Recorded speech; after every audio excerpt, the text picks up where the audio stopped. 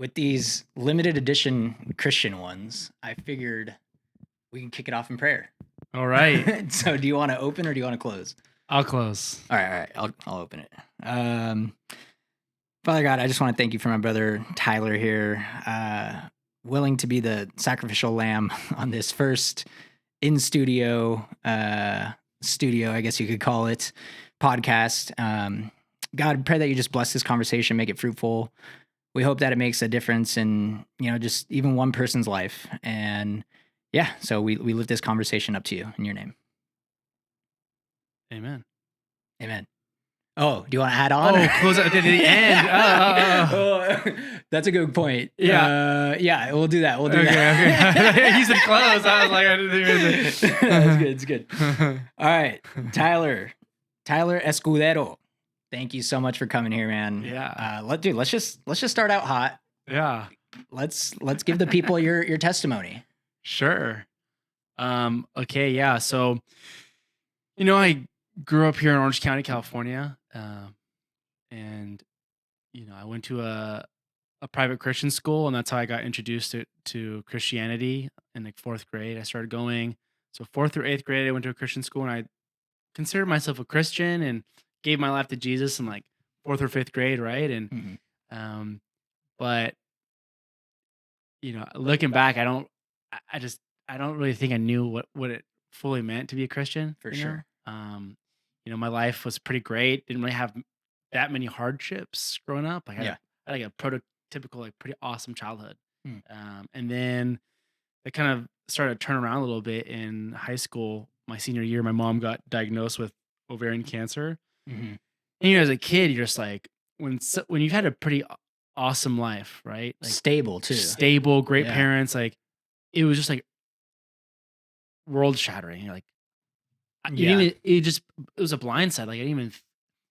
You hear about people getting cancer and sicknesses, but like oh, that doesn't happen to me or my family, right? It's my mom ended up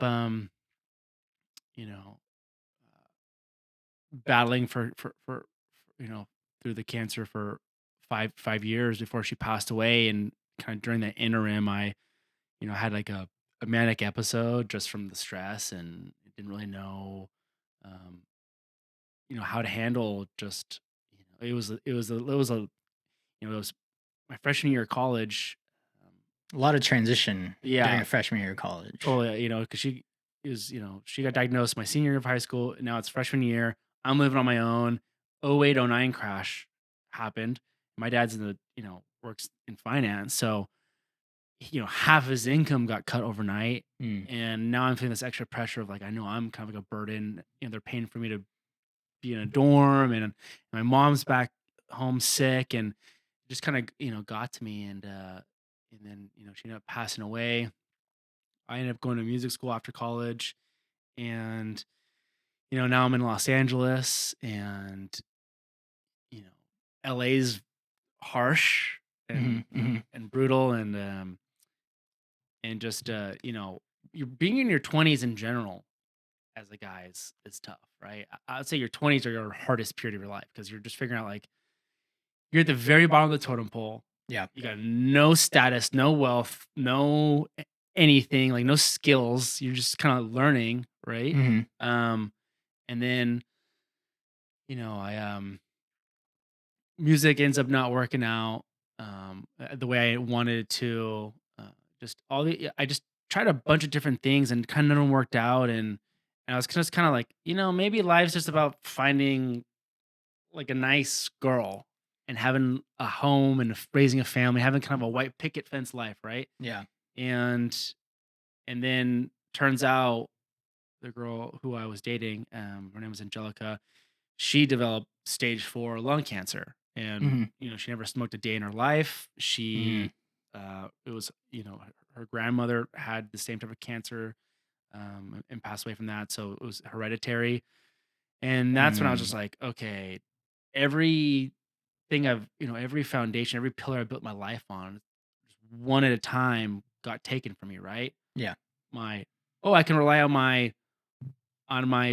brain and my wit and my intelligence. Well, what happens when you go into a state of psychosis and you can't even trust your own thoughts, right? Yeah. Oh, I'm going to be a, you know, professional musician. Like, well, what happens if that doesn't work out? Oh, I'll, have this, I'll have that. And just when none of it works out, I'm like, what can I build my life on? Like that was really what it came down to. Like, what can I realistically focus on and build my life on? My dad always talked about this book called the One Thing, Hmm. and it's basically just about what if there's one thing you can focus on and put all your attention to that will make everything else obsolete or way easier. What is it? And I was listening to Jordan Peterson at the time. I was like, I think it's faith, right? Mm. And actually, like Jordan Peterson was one of the people that started to get me back to considering uh, being a Christian again. And he went on through he studied the books of uh, Genesis and then eventually went Yeah. Exodus. And so I started to dabble into that, go down that route, and then Angelica ended up passing away, and you know that's when I met you and our men's group, and that's what got me just through all of it. I'm like, it was like deja vu. I'm like,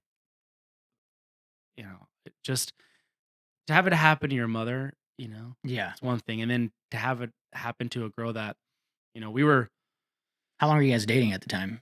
dating for a year and a half, Okay. and It's a good while. yeah, the timeline was we just gone to France because she was French and Italian to meet her family, and I asked her father for his daughter's hand in marriage. So Mm.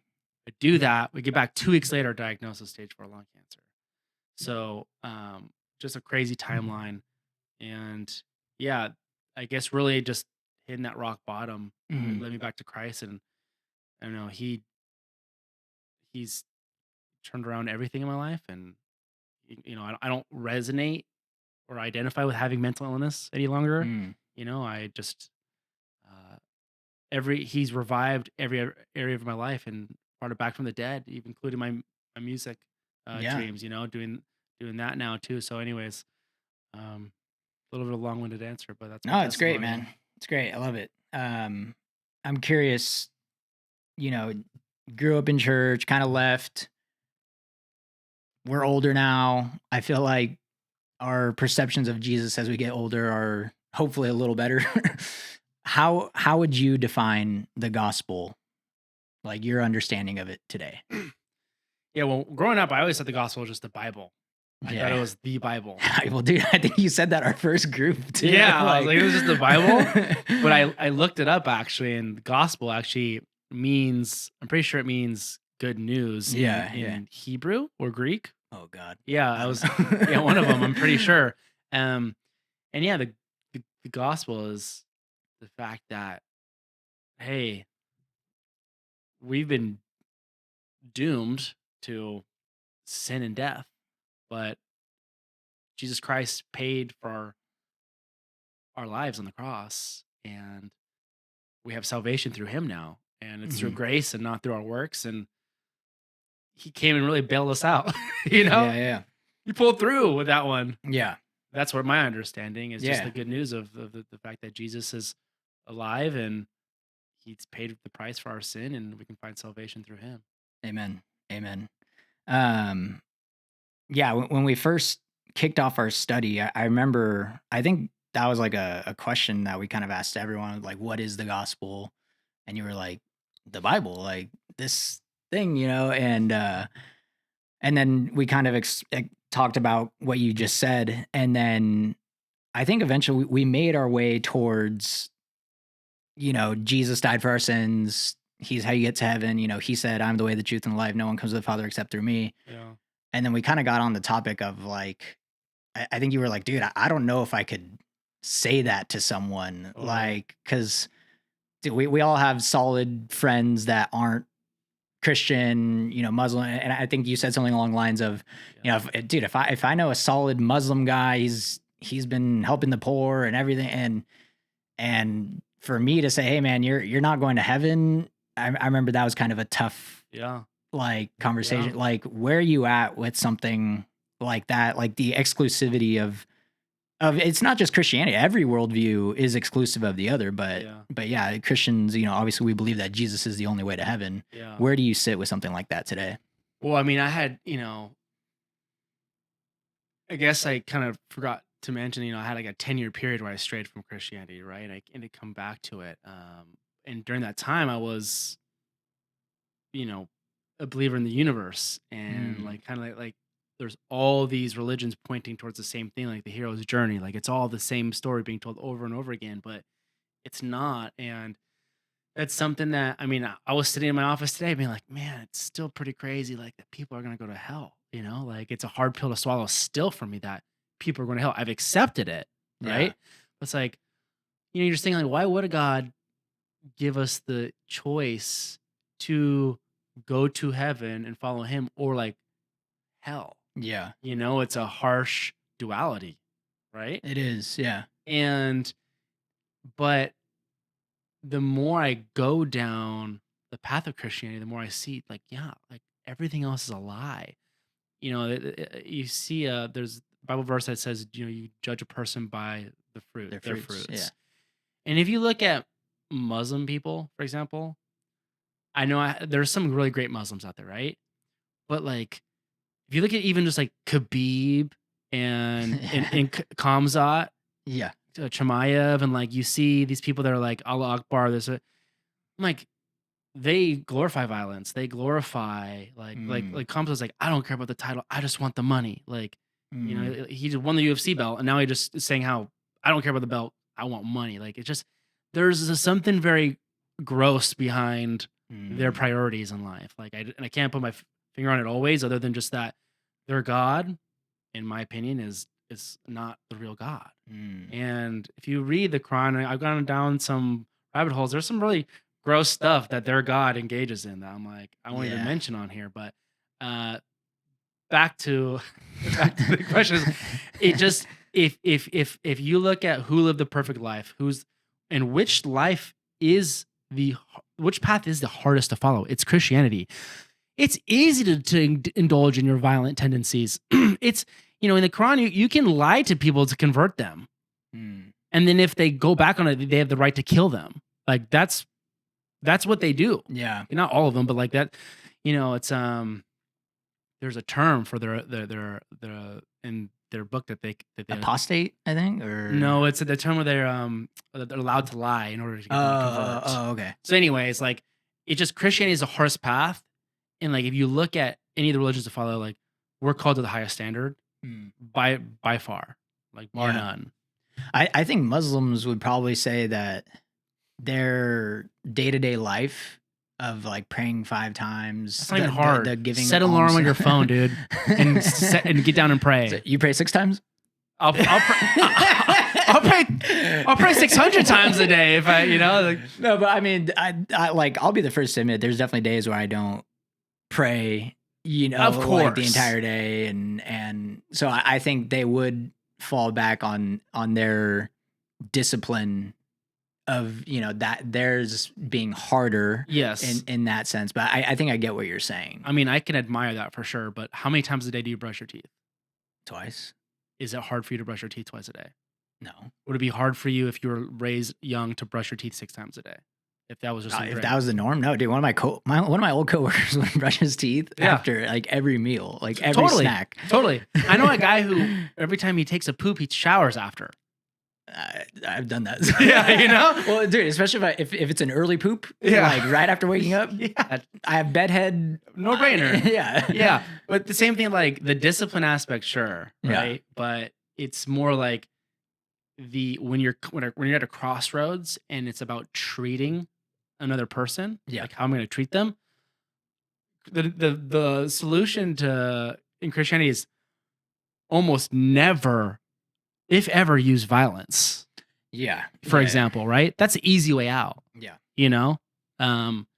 It's always turn the other cheek, return hate with love. Like it's from a emotional and character and maturity, like spiritual level. It's, to me, I mean, that's the hardest thing. But you make a great point. Like, and I do admire and respect their discipline and their praying. Like that's something I've always admired from them growing up. Even I was like, I like how dedicated they are. I can give them that for sure. Yeah, because I know this kid for the longest time. And I feel like I told you the story, but he was inviting one of his friends to church for a long time.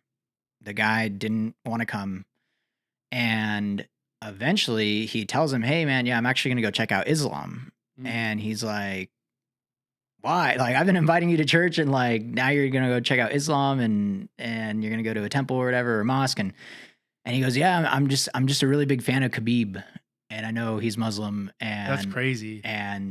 you know I respect him a lot, and so that's why I want to go check it out." I mean, even look at Khabib after the McGregor fight. He Mhm. jumps into the audience and starts punching everybody. Yeah. That's not a Christian thing to do. Like, Yeah. I don't think any God would be like, "Good job, Khabib."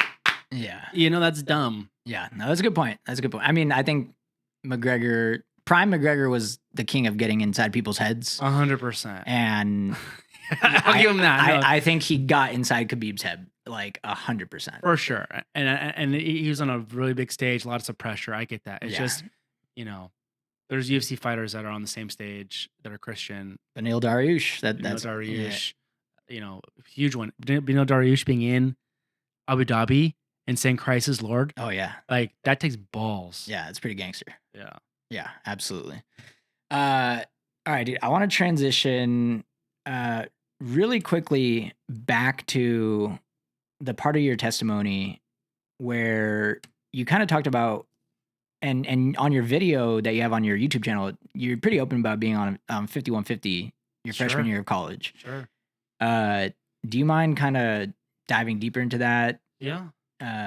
Was drugs a part of that? Was alcohol a part of that? Like, Yeah. like how did that happen? Yeah. So, I mean, it was definitely like I would say it was a stress and drug induced Yeah. manic episode. You know, I was pretty smart growing up.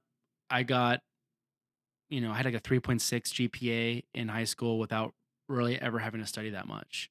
I had to study for the SATs again at San Diego State where I went. I got like the top 2 percentile in the nation on the math section of the SAT, you know, like, and like I'm above average intelligence in terms of like math and some subjects, right? But so I had to study a little bit, but you get to college and you actually have to study. Yeah, it's all on you. It's all on you. I'm like, and I was like, I don't have the attention span to study like I'm required. And so I asked if, you know, a friend offered me an Adderall, right? Mm. I didn't know anything about those. I just knew, oh, my cousins take those. You know, all my Yeah. cousins were like on, you know, ADHD medication growing up to help them through school. And so I tried one. I didn't know this kid has been taking it since he was young. So he gave me like a 50 milligram extended release Adderall, which is a crazy Is that, like, high dose. Beast mode. I don't Beast know. mode. Like, and what happened was my heart was racing. Like Mm. I was like, I need to calm down. Like, I feel like I'm going to die, right? Because you're taking speed. And so I smoked weed thinking, hey, To like, calm you down. this could calm me down. And, you know, it was weird because I had, here's where it all started. I was sitting in my dorm room, Mhm. got done smoking, hanging out, and I see a red light in the corner of the room. Mhm. Like this really dark vibe. Okay. And I'm like, I finally just like, wait, I'm being so fearful because of a red light. It's the power outlet. Yeah, power strip is like Power. The first, It's a power strip. Yeah. Yes, that's what it was. Okay. And I realized, wow, fear is all in your mind. Okay. And so I started to have this epiphany. And so for those of you who don't know, everybody knows what being depressed is. Mm-hmm. Being manic is the opposite of depression. You're fearless, really? You're happy, you're feeling like you're on ecstasy, you're high on life. So Interesting. what happened for me is that I had continued to smoke weed after that, like just because I was smoking a lot of weed. Because I was trying not to party as much. Like, let me just smoke weed. I'm doing better with my grades, you know, et cetera. Because I was in a frat, like, you know, just shenanigans. Mhm. Which, by the way, I saw a video of the frat now, dude. The girls are so much worse, like the stuff they're doing. Like, and it's on social media. I'm like, dude, at least when we were doing that stuff, it was Yeah. not on social media. Dude, I saw this thing of ASU. These girls are like, they all want to be like TikTok dancer. Yeah. And so I was just like, is this what like college has become? Everyone's just trying to become like TikTok famous. And It's true. anyways, No, totally. yeah. But so anyways, like I started to have like the spiritual awakening, Okay. which was me realizing like the extent of like our ego and thoughts. And like I was able the first time like separate me from my thoughts. And so I was having these legitimate like spiritual mental breakthroughs along with psychosis where I'm actually diving a little bit deeper into insanity, right, every day. And like I'm starting to think like, like the devil and God is all inside of us and we can choose each one. Like I'm just, and then I'm like, am I the Antichrist? Like, what is Christ? Just kind of going off the rails. And to make it all the more confusing, Yeah. I get admitted to the mental hospital on Good Friday and I come out Easter Sunday. So I'm just like so confused, right? Wow. Okay. Yeah, and I ultimately had to get put on medication to put all my levels back down to like 0. Okay. Mentally, right? Yeah, And yeah. all my it's like a 48-hour hold, right? That they had you on. Well, so I did a 72-hour hold in Okay. mental hospital, but after that, you have to take like medication for weeks, like 2-3 weeks, where it just basically just zaps all the energy out of you. And so like I had lost all my energy, sex drive. I gained a bunch of weight, like just kind of lost who I was, no confidence.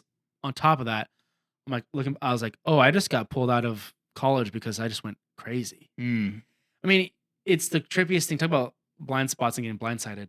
Imagine out of the blue, the brain that you've relied on for everything just fails you. Like it just is. You've just been living in a false reality for a month and a half. Yeah. Like I thought people were like following me. I thought I was becoming famous. I thought like there was paparazzi hiding in the dumpsters, like. But well, I know you had a hit song. Was that after this hit song? Yeah, none of that had happened yet. Okay, so because I could low-key understand your hit song, and then you're starting to think this stuff like totally. I don't think that's that crazy. Well, and that's the crazy thing is that, like, even then during that manic episode is when I realized I came across the band Justice. Okay. And they're like their album is a cross. Their album was the cross. It's just the symbol of cross. And like I was like, I'm gonna do like a mix of electronic and rock music, but for God. Like that's gonna be my thing. And that's what I'm doing now. Yeah. So it's like it was so confusing because I was actually having real revelation mixed with lies from the enemy. Yeah, just a mix of everything. A mix of everything. So and navigating that mix is probably really hard. Totally. Yeah. And that's like I think that's the problem with a lot of things these days. If you look at politics or anything on social media, you get 90% truth, even 10% lies. Yeah. You take everything as true. Yeah. Or 60% truth, 40% lies. Like if there's more truth than not truth, it's easy for us to believe it. Yeah, for sure. Absolutely. So I guess what's your opinion of like drugs and alcohol now? I know some people think they're legit demonic. Are you in that camp? Like where are you at for drugs and alcohol? I don't think it's straight up demonic, like alcohol, for example, because Jesus of like the actions Jesus took. Yeah, he made wine, his first miracle. And I think, but I do feel like you are 10 times better off without it. I stopped drinking when Angelica passed away because I wanted to face my grief head on. I never grieved my mother's death, and I realized that. I knew it was like it's causing me a lot of health issues. I just knew I was like, if I don't face this head on, this grief thing, it might kill me. Like I don't know. I just knew I had to face it. So I got sober for that. But then I also kind of developed hyperthyroidism later on in life. I think partially from suppressing the grief and abusing things like stimulants like coffee and Adderall and all that stuff. But so I started not even be able to handle alcohol that well. But I think weed, like it's hard because I've had moments where I accidentally drugged myself with weed a year and a half ago. I took CBD to go to bed or whatever. I was taking CBD, not realizing I took like 6 or 7 times the dose, and it's had a little bit of THC in it. So I'm just laying there in bed like, God, is that you? But that was one of the things. Like in that moment, I felt the Lord like comforting me and saying, like, even here in this moment, like when you're high, I'm with you. Like, and because I didn't want to be high, right? Okay. But I feel like God is strong enough and powerful enough to cut through to us on any drug, on any Yeah, in any substance. state. But those substances do remove you from God, I believe. Hmm. Like alcohol and weed, like nicotine, caffeine, anything. Nicotine as well. You feel like creates For, a barrier. for me, it does, yeah, because it ramps up my nervous system. Mm. And like whenever your nervous system is ramped up, what's the two most commonly said phrases in the Bible? Fear not. Fear not and be still. Okay. So if your nervous system's all ramped up, you're Uh, not able to be still. Like just from a yeah, yeah, yeah. internal physiological nervous system level. Mm. Yeah, I mean, I feel like I don't think they're demonic. I just think everything in the hands of like humans Yeah. can go south very Amen, brother. very quick. And you know, so like when I think of something like weed, I mean, God put it on this earth, you know, and 100%. I feel like it's man who abuses it. You know what I Totally. mean?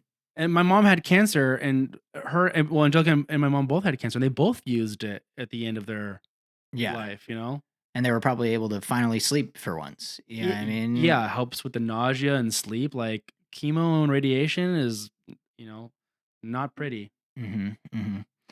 Um, so you mentioned kind of your spirituality rabbit hole for like 10 years. Yeah. How did that look? And I know Yeah. eventually you came out kind of, it sounded like it was the death of your grandma that really brought you back out of that, or like, do you mind walking through that? Yeah. I had a year period where, my boss at work died. It was a good family friend. I had a Hmm. friend from music school die, and my grandma died, and Angelica got sick with cancer, and so it's just like, whoa, like all this grief coming back, like or all this death and grief like being brought up, and I, you know, Jordan Peterson started helping me get back into Christianity, right? Hmm. Because his whole argument was like, hey, with Catholicism, at least you know the dark side of it or like the potential dangers of it. Like it's known.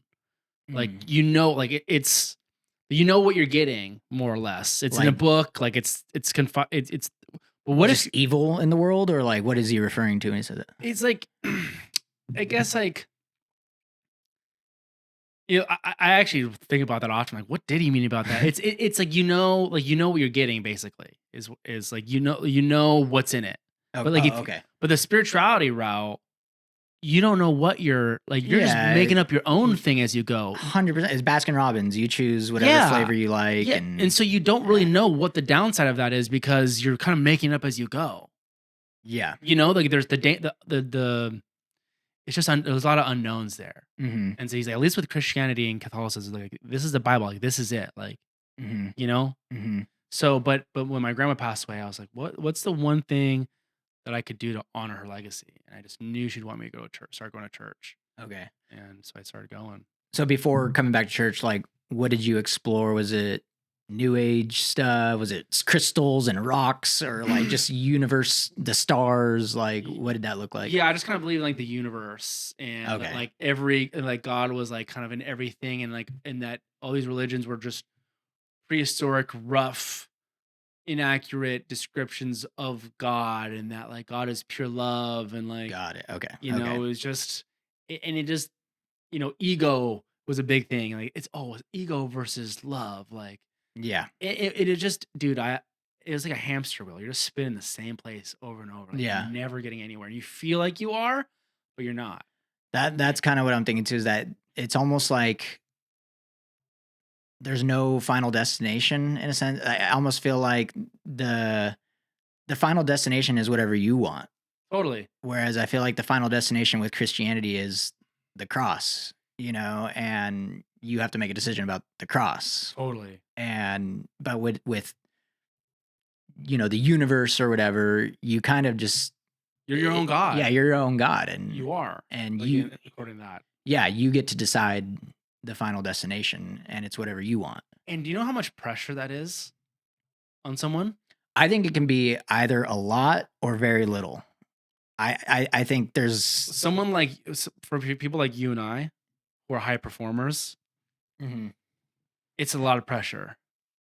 I mean, I feel like if I was in that camp, I almost feel like there was a short time period where just I wasn't going to church. Like Yeah. you can almost make it, get it off your plate really quick. Like in the sense of, oh, the universe is whatever I want. I can do whatever I want. I am my own God, do my own thing. I've come to that conclusion. I'm on to the next thing, which is typically girls, partying, Sure. drugs, alcohol, whatever. Or you go down the very deep route, So it's like, I feel like you either get it off your plate really quickly, you come to your own conclusion really quick. Oh, there's no God, or I am my own God. I do whatever I want. Yeah. It's off your plate really fast, or you can go down some pretty gnarly rabbit holes. I think is also I had Christian values growing up. So there was this cognitive dissonance of like trying to make that work with the underlying Yes. conviction of the Holy Spirit. So to me, it was always like just magnets that you're trying to put together that like, and then I'm trying to describe it to people. I'm like, oh, my music project is gonna like talk about this, and my podcast is gonna talk about. I'm just trying to figure it out. I was like, and then you have girls on the internet who are like posting half naked pictures of themselves, talking about like sexual freedom and expression, and somehow I'm having to like now force that into it being this acceptable thing when I know deep down it's wrong. Yeah. Like it just you're acceptance and what's the word where you just tolerance to be tolerant of everything. I'm like, Yeah. I think there's some things in life we shouldn't be tolerant of. Yeah. I mean, it's funny that you say that, like deep down inside you knew it wasn't right, because I think of that verse, and this is where I wish I was more biblically ChatGPT. but I think it's like that God has written his conscience on our hearts. Yeah, for sure. And that's why you see these OnlyFans girls that even when they go on the whatever podcast, they're oh yeah, like do your parents know? Oh no, or like, well, why don't you tell them? And so like deep down inside, we do have a somewhat of a compass guiding us. I believe it. I 100% believe that. Yeah, and even if someone didn't grow up in church, I think there are certain everyone has this compass kind of deep down inside them. Well, Ben Shapiro and Bill Maher have a conversation about this, and Bill Maher's argument is, hey, I can figure out morals for myself. Like I know what's right and what's wrong. Yeah. And Ben Shapiro says you have started on a proverbial third base where you started in a culture that's had hundreds of years of Protestantism and these values that are ingrained in society. So it's a good point. Yeah, it's a good point. And so it's like a fish being born into water and being like, I know water, dude. Yeah. Don't tell me about water. Yeah. All right, man. Well, let's transition to your music, because I know we're here to kind of promote that too. And sure, or not. I'm cool either way. I got you a little gift. Oh. So crack it open. You should be able to just rip it open the top. Okay. Like, yeah. That's nice of you, man. Sorry, I put like 2 strips of tape. Damn. Good tape. Everybody's gonna see how weak I am now. All right, so first, I got to give you a free hat. Sweet. I don't know if you're a dad hat guy. Let's go. Dude. But there's only like 4 other hats in existence right now. So you are like one of the OGs. Well, now I'm not going to wear it. I'm going to put on eBay in the future. And so I found this devotional of like book of hymns, of like super popular hymns. And I don't know, I figured maybe you could do a cover of one of these hymns or something like that. 100%. That's so thoughtful. So thank you, bro. Yeah, absolutely, man.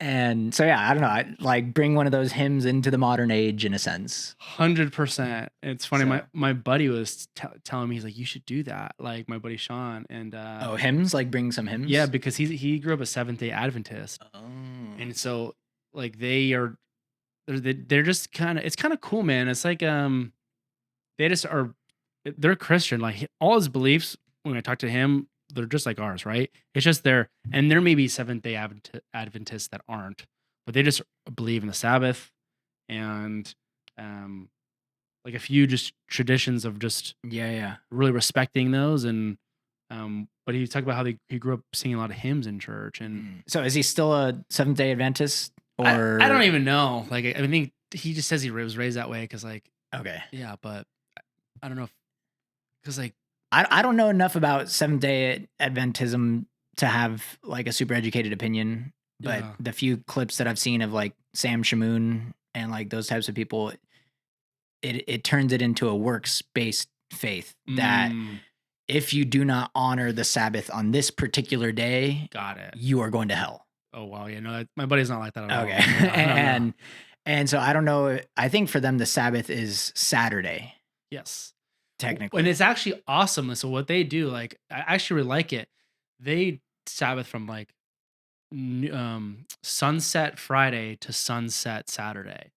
So like Oh, okay. so I've been implementing it like when I get off work on Friday, I don't work on music until you know sunset of Saturday.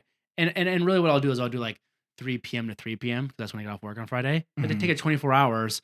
That way, like it just works for my schedule. And then it's still technically 24 hours. And then it's a nice break from the work week. I force myself to relax and rest. And this weekend I actually just Sabbath the whole weekend. Like just played frisbee golf, ping pong, like with my buddies, like just hung out, played video games, watched a UFC fight. And I realized like, man, I really needed that. Yeah. I really needed the break.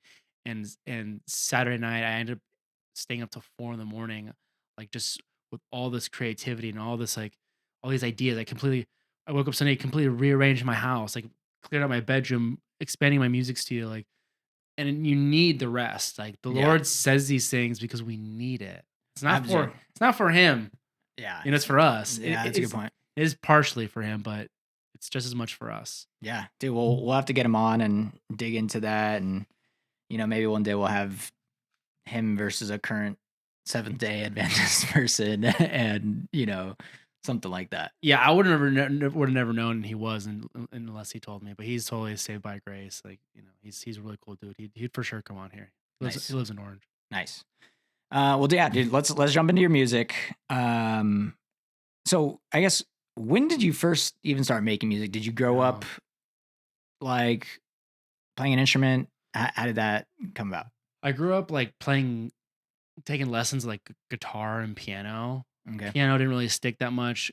Guitar was fun, but I always kind of had ADHD growing up, and like when something gets kind of too hard, I was like become uninterested. So, I have two guitars there, dude. Yeah. I know exactly what you're talking about. yeah, and it's I've kind of become through my life like a jack of all trades, master of none. But that's the cool thing is like with electronic music production, Is that a little better? Well, it's you don't like so back to your answer. Like I grew up playing guitar and piano.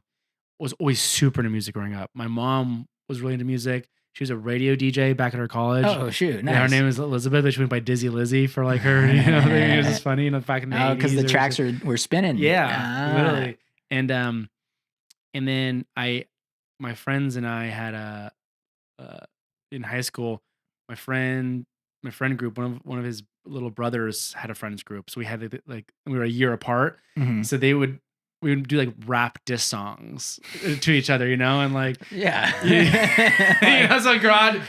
So now I'm working on GarageBand, right? And then I'm doing virtual DJ, like getting the mixing side of things, and then I get Logic, and now I'm on Ableton. But yeah, basically, just the way kind of God designed my brain, like I actually have to be a jack of all trades, master of none, in a sense, where like with music production and music in this day and age, you have to wear so many different hats. Yeah. That I'm okay with not being the best at anything, just like pretty good at a lot of things, and bringing it. Like my goal has never been to be the best musician or DJ or any of this. I just want to make incredible music by any means necessary. Yeah. And that was until AI came around. Now you can't say by any means necessary because AI could be making half your songs. Like, are you really making it? But I haven't really dived in too much into the AI stuff, but it's pretty crazy how good the AI stuff is Dude, already. it's kind of crazy. Yeah. All right. I guess, why Atherton Found? What is Atherton? Sure. Why Atherton Found? Yeah. Let's walk through that. Yeah, I actually took a picture for you. Oh, nice. Yeah. I was in Kodo the other day on Saturday night, and there's a community called South Atherton. And Did you used to live there? here we go. I grew up in Kodo. But Atherton specifically? So it was a community across the way from mine. Mine was called Okay. Southern Hills Encore, Okay. but this was just one of them. Like there's a bunch of these in Kodo. Okay. Like the Woods, the Green, Southern Hills Right, Encore, right. Southern Hills. But I just liked that name. It's cool, you know? And then when I was going through like the spiritual kind of figuring things out, I had a moment where there was a tree right by this community. Uh-huh. And I was sitting at the tree realizing how there's all these individual leaves, but it's still part of one tree. And I had these moments of intense presence, you know, Mhm. and just kind of like almost like mini spiritual experiences. Just look at this tree, like breathing and moving, and like Mhm. I always kind of thought that was kind of like indicative of us and God, like we're like these, you know, he talks about being connected to his vine, right? Mhm. So, anyways, and so I went by Atherton for my DJ name. You know, had a little bit of success. Had some of my music played out by Diplo and Zed's Dead. It was on their Zed's Dead played on their Diplo and Friends mix, and you know, Diplo. What was the name of that song? It's called Answers. Answers. By Okay. Atherton. Okay. And so, what was that song about? Finding answers through LSD. Well, you know, it's funny that you said it because, you know, we're talking about like worldly versus godly things, like LSD, like, and the song pops off. No, totally. And because that's the thing is like people don't engage in sin because there's zero upside. There's always a little bit of juice that you're getting out of it that makes it appealing, right? Mm-hmm. So like I had just lost my mom. I took LSD acid, went to Coachella, saw Lana Del Rey and Arcade Fire, had like an amazing experience. And it made me realize like how mean and how just like the grief and the loss, like me not dealing with it or just going through it, like how much I was becoming jaded. It made me realize that, right? Yeah. But guess what? It didn't give me the tools to change any of that. So I still continued to become that same jaded. Yeah, like making a realization without the tools to fix it doesn't do much. It gives you temporary relief, but then it just puts you in a deeper pit of hell. Well, I almost feel like it's like worse. Maybe. It is like to make the realization and then not have totally escape plan. Now I'm just hyper aware of how terrible a person I am, you know? Well, I think as Christians we should be, you know, like Jesus said no one is good, you know, and totally. And dude, that verse has like over the past couple of years I'm just like, man, no one's good, like except God, like no one is good. And it's true. Like if we judge ourselves by the 10 commandments and stuff, like no one on earth is perfect. Totally. And so, yeah. All right. So you go to Lana Del Rey, love Lana Del Rey. She definitely has some bangers. You see Arcade Fire, you're having this amazing experience. You make the realization and then you make the song. Yeah. I made the song like 3 days after I got back from Coachella. Okay. It was like the best song I ever made. Really cool. Okay. Way different. I saw Flume at that concert. It was kind of inspired by Flume. He just dropped his Lord Tennis Courts remix. I think that's what it was by Lord. Yeah. Yeah, Lord Tennis Courts remix. And it was like everyone's like, what? You know, like changed the face of electronic music. Like everybody went to that hyper bass, future bass. So anyways, what was the question? So you make the song 3 days later, Yeah. and how did you even find out it's popping off? I guess. Yeah, so it was pretty cool. It was crazy. I interned for this guy who was connected to the music industry, and he had a list of all these DJ email addresses. So I had just sent the uh the track, you know, to like 100 to 300 DJs at the time. Okay. Zed's Dead was one of them, and they just found my track. They put it in their Diplo and Friends mix. My buddy texted me, he's like, "Bro, I think I just heard your song." And Zed's Dead's Diplo and Friends mix. I only played it for him once in the car. And he Mhm. remembered it. And I was like, I think this is yours. I was like, bro, are you serious? And I went and listened to it, and I was like, oh my gosh, because they previewed the Zed's Dead mix, the Mhm. mix that by like with like they do like a 1 to 2 minute preview of like, here's a preview of this mix coming out. And keep in mind, like in the electronic music industry, the Diplo and Friends mixes are like this. Like there's like essential mixes on BBC Radio, Diplo's and Friends mixes. Like there's a few mixes that, like all the community pays attention to, Okay. and it's like so for me to land my song in one of these mixes at the time was a huge deal, like Yeah. Yeah. really big Yeah. deal. Like that gave me instant credibility. But he pointed out, and they chose my song to be one of the previews songs. They chose like 5 songs to preview that week's mix. So Diplo was talking over my mix and just like, you don't want to miss this week. Like, got some. It was Okay. just really cool. Okay. And so, do you feel like is that even still an option today, like for Christian music? Like, is there something like that? Like, does Forrest Frank or Phil Wickham have their like weekly mix that they drop? Like, are you like, how do you find something like that today? Is there even something like that? Well, the music industry today is night and day difference.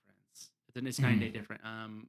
It's I watched this interview with Aaron Giuseppe he was the drummer for Under Oath. I don't know if you ever listened to them Yeah. growing Yeah. up. He was also the drummer for Paramore for a while. Okay. And um, there was one more band he started. But anyways, he's talking about how the industry now is just TikTok. It is. It is. TikTok is the music industry now. Yeah, and I saw some artist that I mean, this artist was good, dude, like extremely skilled on the guitar or something or whatever. And basically a studio was like, you don't have enough TikTok followers. 100%. And 100%.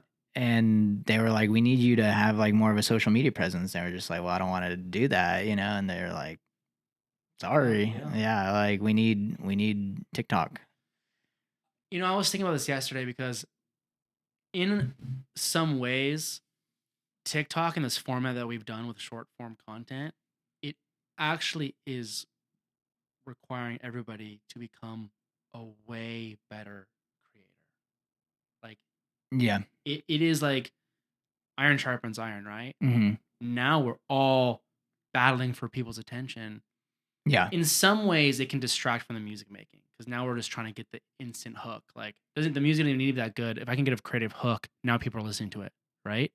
Like the 10 seconds that your clip is, you're saying. Yeah, the Like, first 1 to 3 seconds of the clip is the hook, right? Of the the video. Like that has become more important than almost anything else. So it's like, but it's if you play it right and you still care about the music and you still care about the content, well, now you're creating really high level content that you may have never made before because this platform is really pushing you to you know to figure it out. yeah. Yeah, I know, like Forrest Frank, I think his single really blew up because there was like a little TikTok dance with it. Like, is that something that you would want to happen to your music? Like, are you down for like, I don't know. Like, I would totally be down if somebody else wanted to choreograph it. I am not the dancer. That is one, well, I feel like you can't. So I don't think Forrest Frank started No, I his don't. dance. I don't think he did either. I don't think you can be like, No. hey guys, do the dance. Yeah, Like, yeah. Unless it's like the electric slide. I think that guy made that song with the dance in mind. But yeah, I feel like it has to come from the community, right? Yeah. I think so too. And I think that's kind of what TikTok in a nutshell is. Like your success has to come from the community, Mhm. like in general. Like it's if if the algorithm, which is really just the community, doesn't like what you're putting out, like it's It's not going to get out unless you put a lot of money into it. Mm. That's what some of the people are saying. It's, hey, it's either kids with trust funds, right? Trust fund kids, Nepo babies, or small creative artists that are doing their best. Because she's like, people talk a lot of, smack on people trying to promote their music on TikTok. It's like, well, they don't have any other option. Yeah. What is their other option? To become a millionaire? Sorry, they didn't spawn in the right, Well, I guess, why would someone even talk smack? I mean, I'm sure people are going to talk smack about this podcast. Yeah, just anything. Like anything. There's always going to be haters, like no matter what. It was a musician that was saying that. I'm sure she's had, she's been posting stuff and it got her feelings hurt. Which it's, people on my Facebook, like, because I started to run some ads for my music stuff, and some of the comments on Facebook was so funny. It's like, this is a hidden talent, like, as meaning you should stay hidden. Like things like that. And I think it's funny. I think it's funny. That's brutal. Dude, and I did want to ask you about that because I don't go on TikTok often. Yeah. But the algorithm knows we're friends, and it like forced one of your videos on me. Of course. And I think I'm sorry to hear that. no. But it was I saw one of the comments where it basically said, "Please tell me this is satire. You're not really promoting yourself as a Christian artist like this." Yeah. Or something like, I don't know if you saw that one. Because the video was ridiculous, to be fair. It was so ridiculous. But I mean, are you good at flushing it? Like, or what? Just walk me through after you read that. What was going through your mind? Yeah, I mean, in my mind, I'm a goofball, right? Yeah. And in that video, I was like, man, and with everything going on in the world, I am so glad I'm a Christian now. And with Jesus on my side, it's gonna be a piece of cake. And then I turn around and like I fall down the hill, and like as I'm falling, it's like pride, lies from the enemy, generational curses, like all this stuff. And I'm like, things causing me to stumble, right? Yeah. And then I'm like, I got a boo-boo. And it's like, okay, maybe this Christianity thing isn't as easy as I thought it was gonna be. It's like, you don't happen to have any hard rock or Christian EDM to help encourage me, do you? Like, it's stupid. That's the point. Okay. Yeah. And so it's like, it's satire, And so I don't know. It just comments like that. I'm like, here's the thing. Did you know the guy, or no. You ended up on his algorithm? Totally. And he's just poo-pooing on everything. Totally. Okay. Here's the thing. If I would have, before Christianity, before I had Christ as the person that gives me my identity and my validation, that may have put me on the sidelines for 3 weeks, that comment, Okay. But now I'm like, hey, dude, somebody out there needs to hear the good word, needs to hear the gospel. Yeah. And if me acting like a goofball every once in a while and me having fun and promoting my music in this way eventually gets somebody to listen to my music and it gets them to be curious about it, well, then it's all worth it, because at the end of the day, that's all that matters. Yeah. So on TikTok, I guess, are you in the camp that TikTok is the best platform for music artists? Are you doing anything else besides TikTok? I have one other strategy that I don't want to disclose. I'll talk to you. Okay. Because I don't know if this is even legal. We need to download Chinese malware, install it on everyone's phone. Remember, like U2, their album just got put on everyone's iPod one day. Like, how did this get here? Yeah. This album sucks, Yeah. And what was funny is I think they technically, those counted as sales for their album. Probably. If so, the most sold records of all time, So, okay, we'll do that one off the air. I guess. I'll give you a hint. I'll just say it's meme warfare. That's all I gotta say. Meme warfare. Meme warfare? Yeah. Oh, meme warfare. Yeah. I thought you were saying me more fair. You're like Kevin from The Office. Why say big word when small less word do better? Small. Okay. I'm curious if anyone. Do you look up to any Christian artists? Because I feel like your music, you are in your own lane right now, and so how how do you even look up to Christian artists at the moment? Who if so, who? So I mean, Forrest Frank was the big one initially. Now, but I realized like I was comparing myself to him a lot, and he doesn't even make the same style of music I make. Right. It's just his level of like how good it is. You know, it sounds worldly, but it's Christian. Like, and what I mean by that is like Christian music up to this point has been pretty bad. A lot of it.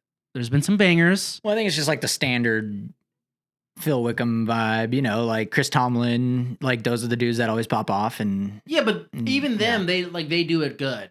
Yeah. Right. But there's a lot of Christian songs that people, it's not that good. People just listen to because Sure. Christian. I was at the Story So Far concert. They're my favorite band, the Story So Far. They're a pop punk band. You know, and my buddy was saying, yeah, there's a lot of Christian metal bands that I'll listen to because they're Christian, but he's like, but they're not that good. You know? Yeah. So it's like, I want to make music that people listen to, not even necessarily knowing it's Christian. They just love it. Like, oh, the lyrics, like Evanescence. They're a Christian. You know, Bring Me Back to Life. Like that was about, you know, God and stuff. And Flyleaf. Oh, really? POD. Yeah. You know, like all these guys were. I want to make music that just sounds good. Just sounds good. Period. Yeah.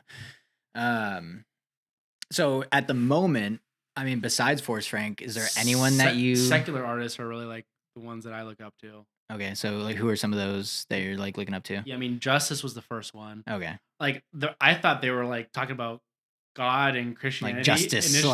Like... yeah, like they're like the song "Dance" by them. The lyrics are "The way you move is a mystery." I thought they were talking about God. They were talking about Michael Jackson. It's the lyrics are like something in the spotlight, neither black nor white. It doesn't matter. Like they're talking about he's not black or white. Like it was their goofy song making fun of Michael Jackson. Oh, wow. That blew up, right? Interesting. And so that kind of like killed. You know, it's like that phrase about killing your idols or your like meeting your heroes. Yeah. Like something about your. Don't meet your heroes. Yeah. Like it'll ruin it for you. That kind of happened with Justice. I'm like, oh, like the song I liked, I thought was so deep was just you're just making fun of Michael Jackson. Like this is heartbreaking. Yeah. But it was cool too because I'm like, there's like this air.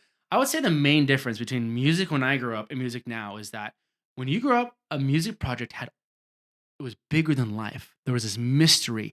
They had these cool music videos. Like they were untouchable, these bands. They were on this pedestal. Now the thing with TikTok and modern day, the barrier to entry is lower. It's all about getting really in close and like the product is not intimate as, with it and raw. And yes, it's all about like weaponized empathy. Like this is the song, like POV, like you'll never trust another person again because they broke your heart. Like you're like, you know, POV, you check their phone and now you know why you didn't trust them, or like I'm mentally ill. You know, like check out my song. Like, okay, dude, like, well, yeah. Maybe you're not mentally ill enough, dude. You got to be a little more to resonate with that one. Yeah. To get that audience. Yeah. Okay. Yeah. I mean, I think with being on your own, have you ever had the feeling of, is this not the right thing? I guess. 'Cause like, there's not many other Christian artists you can like aspire to, or you're just like, I like this sound. I know other people in the world like it. Yeah. And this is where the spot I've always wanted to be in my whole life. I've always wanted to be in something where I'm doing something where no one else is doing it. And I've come across a lot of now like Christian EDM or Christian rap or Christian pop, but no one's doing what I'm doing. And like the fusion of genres that I'm inspired by. And I just think it's going to be really cool for the people that do like those genres. And, you know, I was at a pop punk concert and it's so funny, at the age of 33, I just started going to mosh pits at like concerts. Dude, I have a janky hip, bro. I am not doing that. Yeah. So I give you respect. Dude, I got 4 herniated discs in my lower back, dude. Like it's sketchy because like, people push on my back. Like it could seriously tweak my back, but like it just, dude, you feel so alive in the mosh pit. But I just remember having this like kind of out of body experience where I'm looking around at this pop punk concert, just seeing how broken everyone is with their piercings and their plugs and their tattoos, and they're all black. And like, I'm like, these are the people that Jesus wants me to Mm, to share the good news with. nice. Okay. Because if I don't, Who will? who will? Yeah. So let's say someone's never heard of your music. What's Yeah. the first song that you think they should start with? Yeah, go listen to the Rescuer. Atherton Found the Rescuer. That's really my testimony in a song. And like, I know it's thrown people off. Like, people don't really know what to do with it because like some of the lyrics are, I chose chains, I spit in your face. You chose forgiveness, you still gave me grace. You stood strong through all of my hate. You came and rescued me out of my grave. So when you hear a song that's like, I chose chains, I spit in your face, like, not really a Christian sounding song, you know? I mean, I think it's real, Yeah. yeah, sure. It's not going to be sung at church on Sunday. Totally. But maybe one day it could. Yeah, totally. I mean, if I do an acoustic cover it, I think I could get by. I think we could slip that in. But like, it's just different. And the people that do like it, they've really liked it. Like, and that's how you know. It's like I want it to be a love hate thing. Either love it or hate it. Okay. And so do you feel, like you said, the lyrics are a little tough in a sense. How do you go about writing them? Do you invite the Holy Spirit when you're writing a song, or are you just kind of what's that process look like? Holy Spirit and ChatGPT. Okay. I'll have ideas for a song, and I'll just kind of like, hey, like, flush this out, and just see, like, I'll just see where it goes. I never use what it gives me, but I'll just see, like, oh, okay, like, here's some nice words. Yeah. Or I like this line. Yeah, or I'll pick a line and I'll ask it to come up with words that rhyme. Mhm. And I'm like, oh, I didn't think about degrade, Yeah. or whatever with rhymes with, so it helps like when you get stuck. So usually like I went to a music school Mhm. and Icon Collective, super Mhm. niche music school. It actually shut down recently, which is super sad.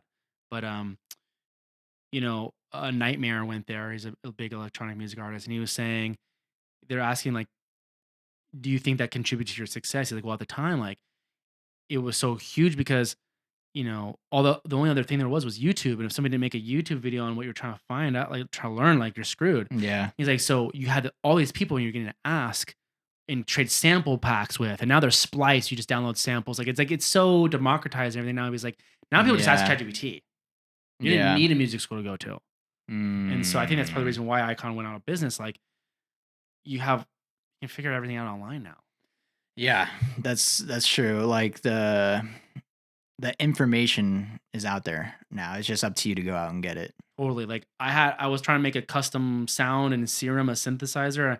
I just took a screenshot of it, uploaded it to ChatGPT, like, hey, how do I tweak this? And it knew everything. It's nuts. So are you producing everything yourself? Do you work with a producer? Like, Yeah. what does that look like? Yeah. So that's kind of where I've always kind of gotten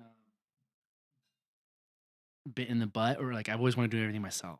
And it takes way longer to do it yourself. But now I'm at a place where I'm producing everything. I'm doing all the sound design, the mixing, the mastering, the writing, the vocals, the art, the videos. Like, every single step of it, I've done myself, which eventually I don't want to do.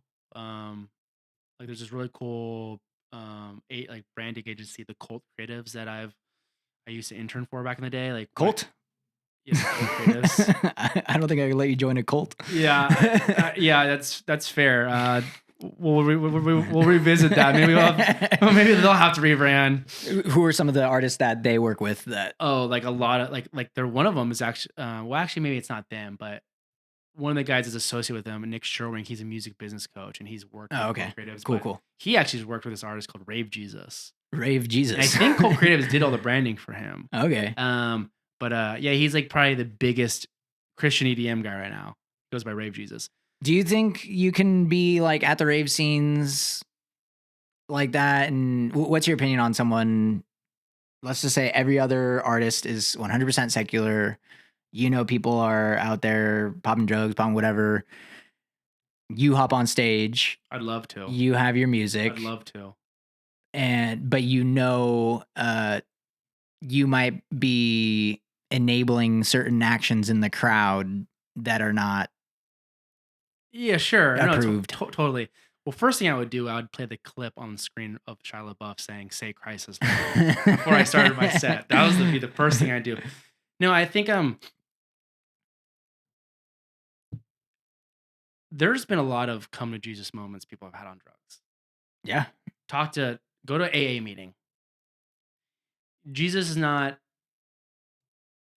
like, and that was the epiphany he gave me. Like I said earlier, like Jesus is never too far from us. Like we're never too far. Like he's Yeah. always there. Yeah. We're given the Holy Spirit, right? But even if you're not, a believer, like that song, like your goodness is running after me.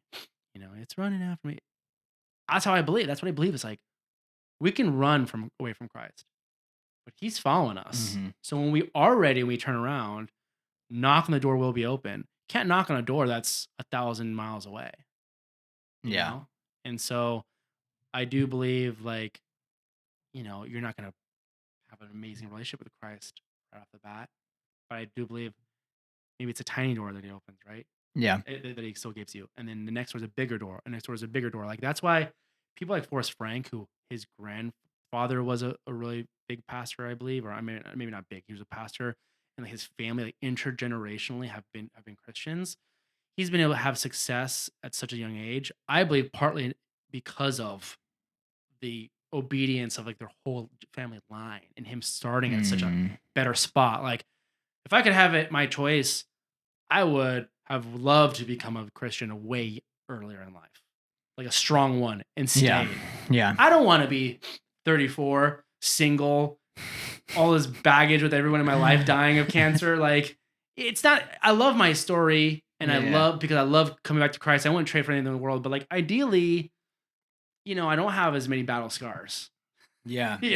No, it's funny that you say that because I was talking to this guy in my Rooted group, and are you going through Rooted right now? Yeah. So it's like dope. wrapping up this week, I think. Yeah. And he was basically saying that when he was younger, when he was 22, 23, 24, just graduated college, starting to make some money. And, when you make money and you don't have many bills, you get to party and weed leads to other drugs, which leads to other drugs. And he just said that he felt like he was on cloud nine, for like throughout all of his 20s. And he had this one friend that was super Christian, chill dude, but wasn't down with the party scene and stuff. And he said that in the moment, he felt like he was having a better life than this Christian guy. Sure. And he's like, dude, fast forward now, like that Christian guy, he's the one who's married, has kids. And here I am, the 34-year-old dude, single, like I can't find a good girl. Totally. And I was just like, yeah, it's interesting. Like it's, in the moment we don't really think of it. You know what I mean? And it just kind of happens. Yeah. But like you said, like, I think God can take all of our stories and bring good out of them. You know what I mean? 100%. And that's one of the things I feel like God has done. Like in my song, "The Rescuer," I one of the parts of the lyric is like, burnt our bridge, but you built it back. Lost all this time, but you kept me on track. Mm-hmm. It's like even though I lost these years of, being stray, like I'm still, by the grace of God, I was still doing music the whole time.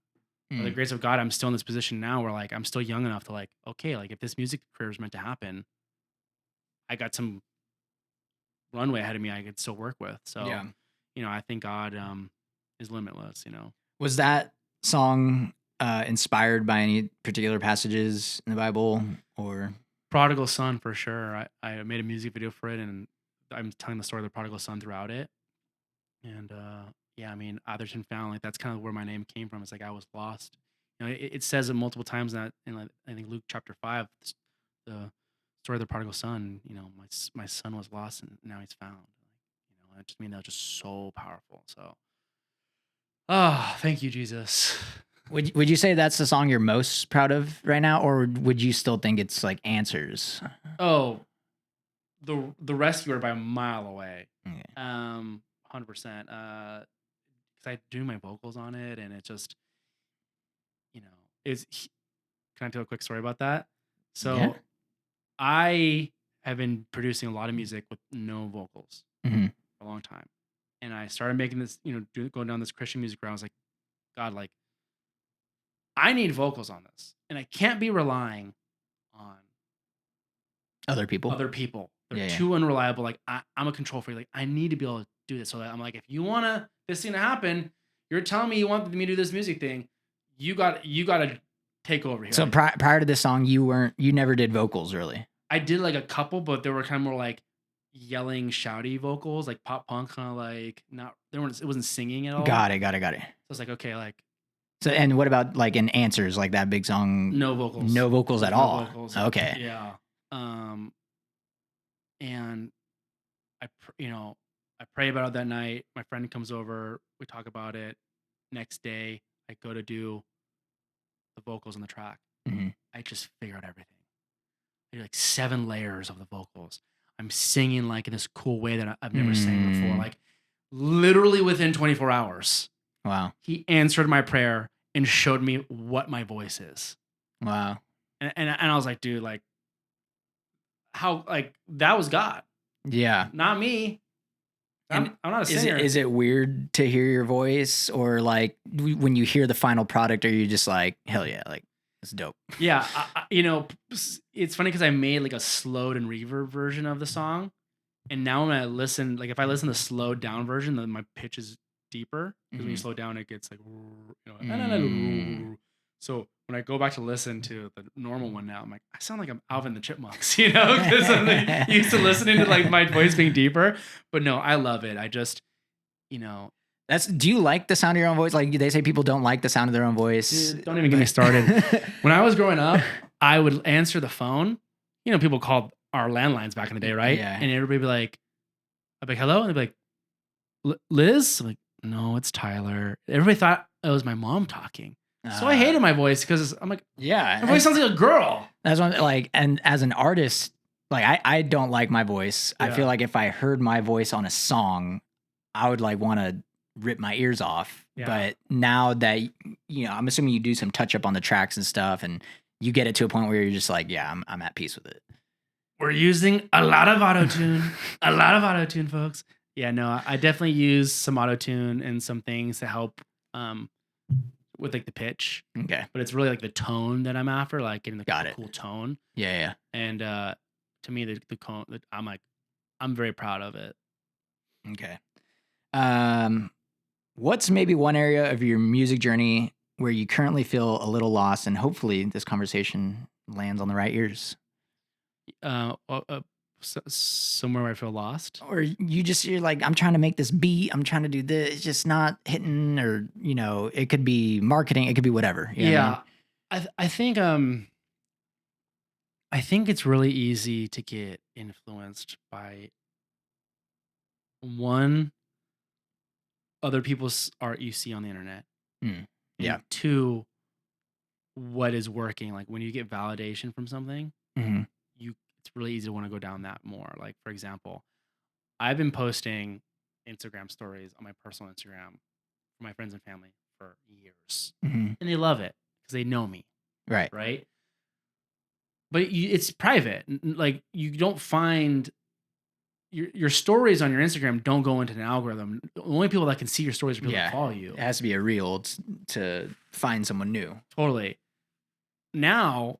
So I decided to post one of my stories on TikTok, and it just entered the algorithm, right? Nothing crazy, but it was about dating and relationships, and it's got like 13,000 views right now, like a couple hundred comments, like, and now I've got all these 30 to 50-year-old women, that want me to talk about relationships, right? And like all the thing I get. My audience is supposed to be dudes, and it's women. So I'm like, well, do I just keep on talking about relationship stuff because that's what's working? Well, I feel like that's my personal money and relationships are. Yeah. I don't know about your algorithm. I feel like they're always on my algorithm. Like those two things, 100%. like finance guru people and relationship guru people are always popping off.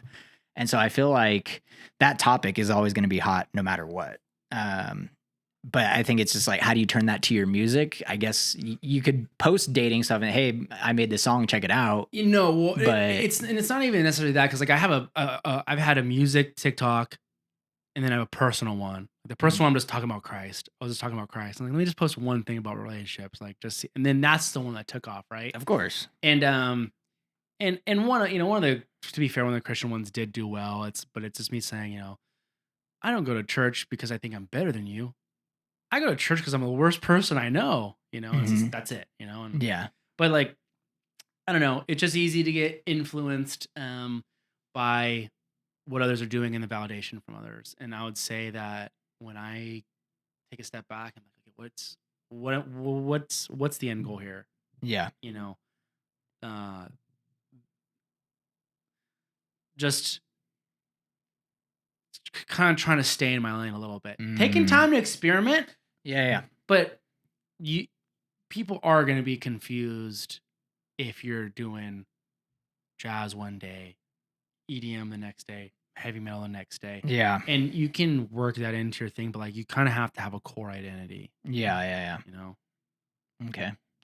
So I guess, are you saying help just staying in your lane, or like not getting not like shiny penny syndrome. Yeah. Like, ooh, shiny penny. Like there's so many things that you could try to go down. Like I found a song that I was influenced by last night.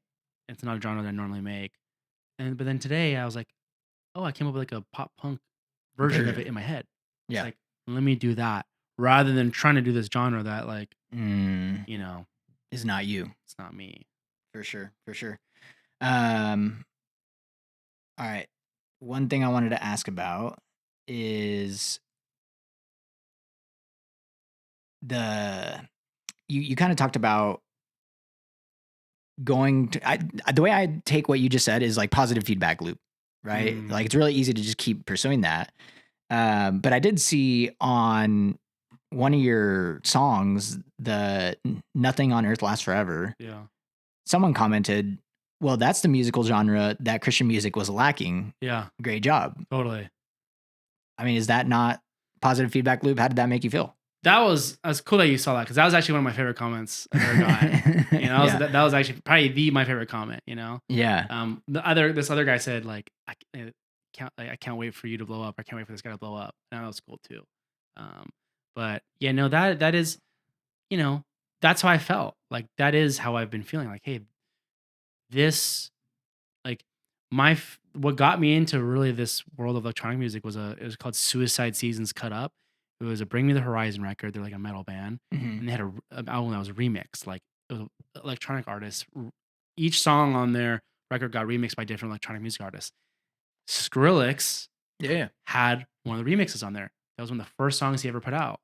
So that is my real influence. It's like rock, electronic, screaming, and not a scream, but like just like a little raspier, a little edgier, but not so much screamo. Not like yeah. Okay. No, I mean, I think that's what a lot of people think of with like metal, but I think metal's such a broad term. Yeah. Too. Yeah. They're like I didn't even realize. I kind of forgot about this genre, but there's a genre called post-hardcore. It's like Seosin Chiodo. It's like where it's like really hard music, but the singing is still singing. It's not screaming all the time. Like they'll accent like for really important parts, like but it's still singing. So post-hardcore and pop punk. Let's go. All right, man. What would you say is your biggest prayer right now for your music career? Oh, I think the toughest thing is like just having faith that like the right things are gonna happen. Like my prayers, I just, whatever the reason that God put me down this path is, like I fulfill that reason.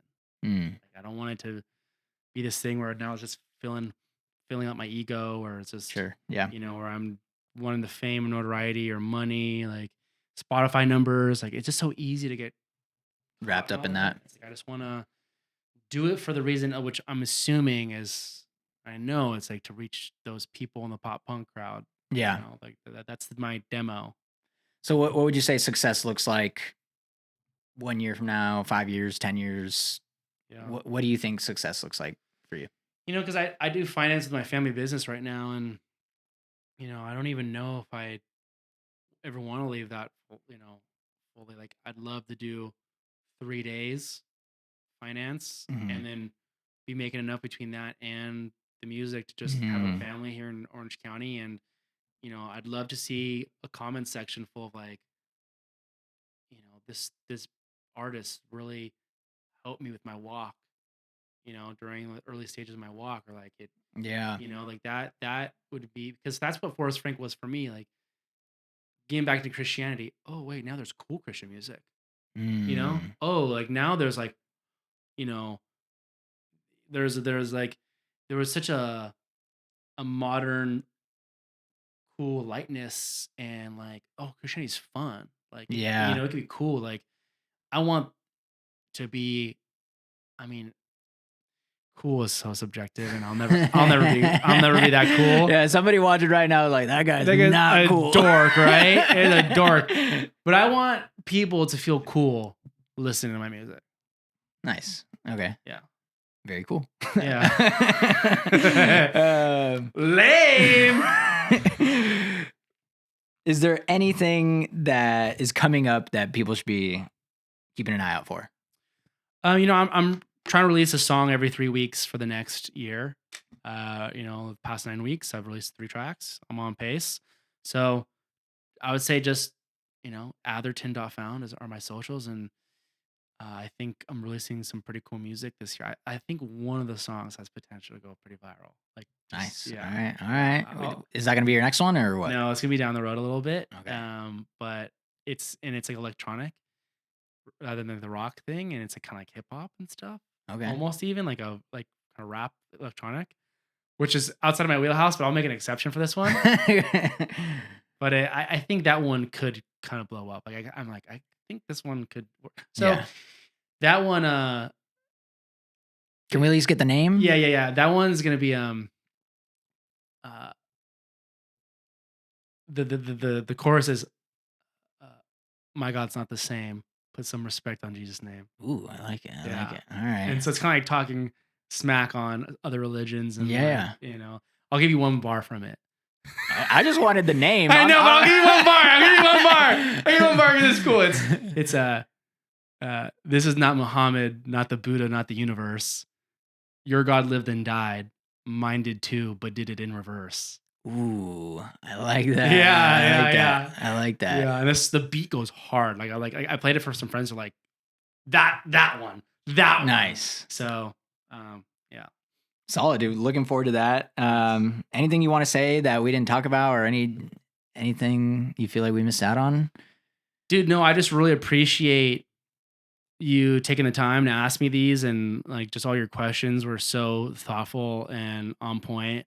Like, if every podcast in the world that actually was as intentional as you are actually be good. Like, there's so many, it's so, there's so many podcasts. I'm like, what are these dudes doing? Or, it's just whatever. Yeah. But no, I think what you're doing is it's really useful. And especially when you're like, I think it's always going to be relevant, but like when you're in the first 5 to 10 years of your walk, like, so many questions. Yeah. Well, yeah, and that's me. I guess I'm kind of similar story, but the more I read the Bible lately, I'm just like, dude, I know nothing. Yeah. And like, I'm just like, dude, I suck like Totally a lot, and I need to read more. And so, yeah, man, the questions just keep coming, and I feel like it'll never end. But that's the beauty of this journey that we're on, man, and it's a never-ending journey. Just when you think you know the Bible, you read something else, and you're like, oh, I didn't know that, man. So, yeah, I think you're spot on, dude. Yeah, I'm stoked for this podcast. Honestly, I'm gonna be watching every episode. Dude, well, you're gonna have to come back when this is nicer looking. I'm getting a logo done like a beast mode one. It's gonna be dank. Yeah, so You're gonna have Please- 3 cameras? I think I'm going 3 cameras. Dang, Leave a dude. like or a comment if you want 3 cameras. Yeah. Comment 3 cameras in the comment, 3 chains. But cool, man, dude. I really appreciate you coming out, and course, anytime. we'll have the links to Atherton Found social media stuff in the description below. So give Tyler a follow and give him a like and subscribe to his stuff as well. Yeah. Share it with that weird emo kid down the street that needs Jesus. Let's end on that note, dude. All right.